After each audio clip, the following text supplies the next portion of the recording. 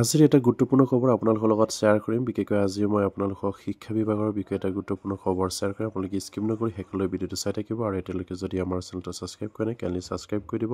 আৰু প্ৰতিগৰাকী আমাৰ শিক্ষক কৰ্মচাৰী যাতে নেকি এইখিনি খবৰ পায় আপোনালোকে শ্বেয়াৰ কৰি দিব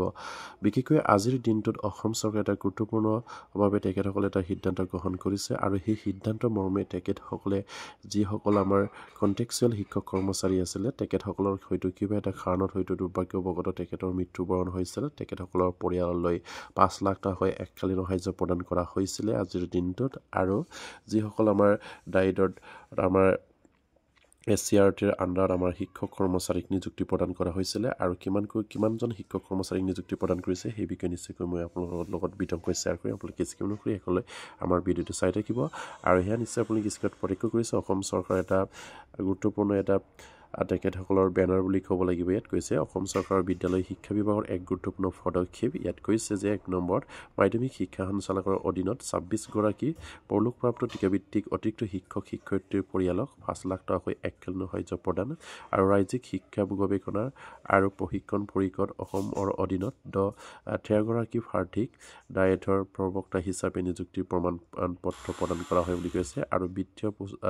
পুস্তিকাৰ প্ৰকাশ অনুষ্ঠান ইয়াত খুব এটা গুৰুত্বপূৰ্ণ খবৰ যেটা আমাৰ শিক্ষা বিভাগৰ লগত জড়িত আমাৰ যিসকল টিকাভিত্তিক শিক্ষক কৰ্মচাৰী আছিলে তেখেতসকলৰ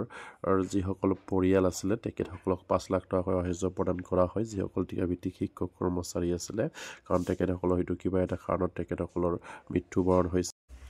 আৰু নিশ্চয়কৈ আপোনালোকে আমাৰ শিক্ষামন্ত্ৰীগৰাকীৰ ফেচবুক পেজটো লক্ষ্য কৰিছে ইয়াত আমাৰ শিক্ষামন্ত্ৰীগৰাকীয়েও এইখিনি কথা শ্বেয়াৰ কৰিছে ইয়াত লিখিছে আজি মাধ্যমিক শিক্ষা সঞ্চালকৰ কাহিলীপাৰা স্থিতিত কাৰ্যালয়ত আয়োজিত এক অনুষ্ঠানত সঞ্চালকালয়টোৰ অধীনত শিক্ষকতা কৰা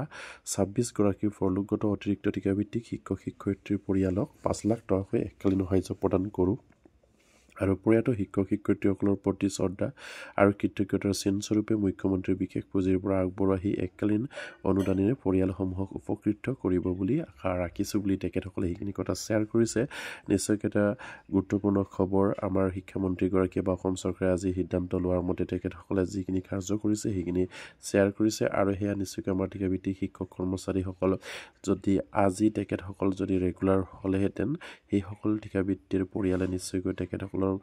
পৰিয়ালে যিখিনি পেঞ্চন পাবলগীয়া সেইখিনি পাই থাকিলেহেঁতেন বা তেখেতসকলৰ পৰিয়ালৰ কোনো অসুবিধা নহ'লেহেঁতেন কিন্তু আজি তেখেতসকলে এইসকল টিকাভিত্তিক শিক্ষক কৰ্মচাৰীসকলক অসম চৰকাৰে টিকাভিত্তিক হিচাপে নিযুক্তি দি তেখেতসকলে আজি 5 লাখ টকাৰ এককালীন সাহায্য লৈ আৰু সেই পৰিয়ালটোৰ কাৰণে তেখেতসকলে অসম চৰকাৰে যিটো চিন্তা কৰিছে সেয়া তেখেতসকলৰ ভালৰ কাৰণে চিন্তা কৰিছে কিন্তু অসম চৰকাৰে যদি সেই টিকাভিত্তিক শিক্ষকসকলক যদি ৰেগুলাৰ শিক্ষক হিচাপে নিযুক্তিৰ সময়তে যদি দিয়া হ'লে তেখেতসকলৰ পৰিয়ালৰ আজি চিন্তা কৰিবলগীয়া হয়তো নহ'লেহেঁতেন তেখেতসকলে এই 5 লাখ টকাৰ এককালীন সাহায্যৰ বিপৰীতে তেখেতসকলে নিশ্চয়কৈ আজি পৰিয়াল পেঞ্চন পাই তেখেতসকলৰ পৰিয়ালৰ বা তেখেতসকলৰ ল'ৰা ছোৱালী তেখেতসকলৰ যিখিনি এই শিক্ষা দীক্ষাত অসুবিধা নাহিলেহেঁতেন আৰু সেয়া নিশ্চয়কৈ আমাৰ প্ৰতিগৰাকী টিকাভিত্তিক শিক্ষক কৰ্মচাৰীত সেইখিনি হয়তো অনুধাৱ কৰিছে আৰু সেয়ে অসম চৰকাৰে অসম চৰকাৰৰ আণ্ডাৰত যিমানখিনি বা শিক্ষা বিভাগৰ আণ্ডাৰত যিমানখিনি টিকাভিত্তিক আমাৰ শিক্ষক কৰ্মচাৰী আছে তেখেতসকলক হয়তো টিকাভিত্তিক হিচাপে নাৰাখি ৰেগুলাৰলৈ তেখেতসকলক উন্নতিকৰণ কৰি তেখেতসকলৰ পৰিয়ালৰ চিন্তা কৰি টিকাভিত্তিক শব্দটোৱেই উঠাই দিব লাগে বা ভৱিষ্যতে নিযুক্তি দিলেও যেন যাতে নেকি টিকাভিত্তিক শিক্ষক হিচাপে নিযুক্তি নিদি তেখেতসকলক ৰেগুলাৰ শিক্ষক হিচাপে যদি নিযুক্তি দিব পাৰিলে সেইসকল শিক্ষক কৰ্মচাৰীক নিযুক্তি দিব লাগে কিন্তু টিকাভিত্তিক শিক্ষক হিচাপে নিযুক্তি দিলে নিশ্চয়কৈ বহুতো অসুবিধা আহি পৰে যদি এনেধৰণৰ যদি হয়তো ঈশ্বৰে নকৰক যদি সেইদৰে যদি আমাৰ কিবা এটা দুৰ্ভাগ্যবশত সেইসকল পৰিয়ালৰ যদি এই কৰ্মচাৰীজন যদি কিবা এটা কাৰণত মৃত্যুবৰণ হয় তেখেতসকলৰ নিশ্চয়কৈ বহুতো অসুবিধা আহি পৰে সেয়েহে অসম চৰকাৰক আমাৰ ফালৰ পৰা অনুৰোধ কৰিম আপোনালোকে হয়তো পৰাপক্ষত টিকাভিত্তিক শিক্ষক হিচাপে নিযুক্তি নিদি তেখেতসকলক ৰেগুলাৰ শিক্ষক হিচাপে নিযুক্তি দিব লাগে আৰু অসমত এতিয়া যিমানখিনি শিক্ষা বিভাগত এলপিৰ পৰা কলেজলৈকে যিমানখিনি টিকাভিত্তিক আছে সেই সকলোকেই আপোনাৰ পূৰ্ণ পৰ্যায়ৰ শিক্ষকসকলে আপগ্ৰেড কৰিব লাগে বা সেইসকল টিকাভিত্তিক শিক্ষক বা সেইসকল ফিক্স পে শিক্ষকক পূৰ্ণ পৰ্যায়ৰ ৰেগুলাৰ শিক্ষক হিচাপে নিযুক্তি দি তেখেতসকলৰ পৰিয়ালৰ কথা চিন্তা কৰিব বুলি আশা ৰাখিলোঁ আৰু সেয়েও বিশেষভাৱে আমাৰ মাননীয় মুখ্যমন্ত্ৰী আৰু শিক্ষামন্ত্ৰীলৈ আমাৰ পৰা অনুৰোধ থাকিল আৰু আজিৰ দিনটোতেই শিক্ষা বিভাগৰ দায়িত্ব য'ত আছে তাত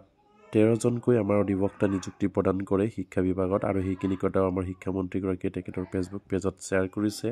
ক'ব গ'লে আজিৰ দিনটোত শিক্ষা বিভাগৰ কাৰণে এটা গুৰুত্বপূৰ্ণ দিন যিহেতু আজিৰ দিনটোতে 26গৰাকীকৈ আমাৰ যিসকল ঠিকাভিত্তিক শিক্ষক কৰ্মচাৰী কিবা এটা কাৰণত মৃত্যুবৰণ হৈছে সেইসকলক পৰিয়ালক অসম চৰকাৰে 5 লাখ টকা এককালীন সাহায্য প্ৰদান কৰিছে আৰু আজিৰ দিনটোতে ট্ৰেইনিং চেণ্টাৰবিলাকত 13জনকৈ অধিবক্তা নিযুক্তি প্ৰদান কৰিছে আৰু সেয়া খুবেই এটা গুৰুত্বপূৰ্ণ দিন বুলি ক'ব লাগিব নিশ্চয় আপোনালোকে স্ক্ৰীনত প্ৰত্যক্ষ কৰিছে আমাৰ শিক্ষামন্ত্ৰীগৰাকীৰ ফেচবুক পেজত ইয়াত আমাৰ 13জনকৈ অধিবক্তা নিযুক্তি কৰাৰ কথা ইয়াত উল্লেখ কৰিছে বিশেষকৈ state council of educational research and training SCRT আছামৰ